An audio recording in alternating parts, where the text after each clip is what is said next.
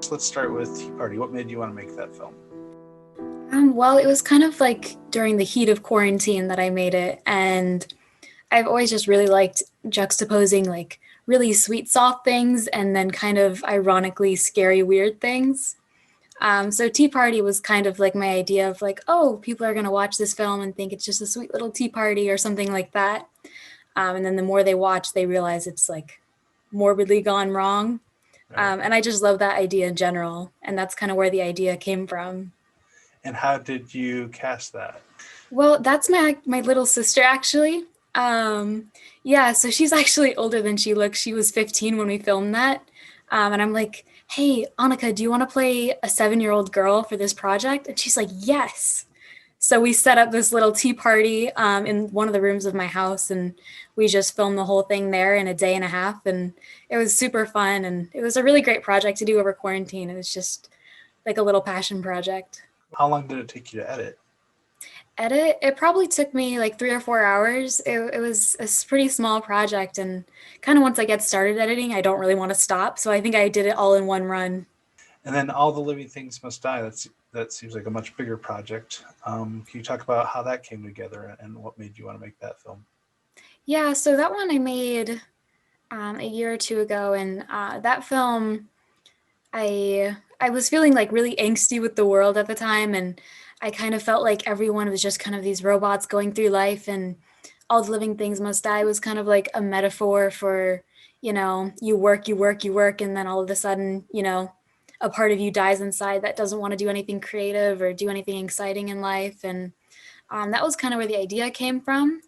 And then I'm kind of just an individual filmmaker. I don't have any like film program or anything like that. So I wrote down a little screenplay, and then I asked some of my younger siblings' friends if they wanted to act, and I got some of my own friends to act. Um, and then we just kind of started going through the process. It probably took me a week and a half to get all the footage brought together, and then another 2 weeks to edit it. Yeah. And the animation and things, is that something you did? Yeah, so that's this cool thing I learned a few years ago called rose scoping.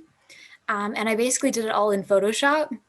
And you can kind of do a little animation thing in Photoshop, and it's super fun and it's very time consuming.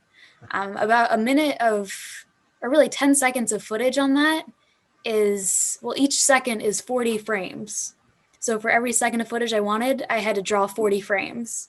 So it takes a really long time, but and by the end of it, I was definitely kind of going crazy, but it was worth it. And is that kind of exactly how you envisioned it even before you started those particular Yeah. sequences?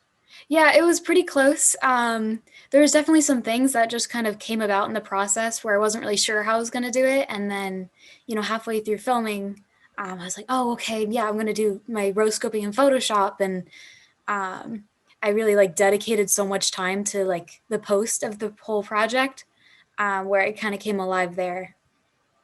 Oh, What good. projects are you working on now? What have you been up to? Have you been able to make stuff?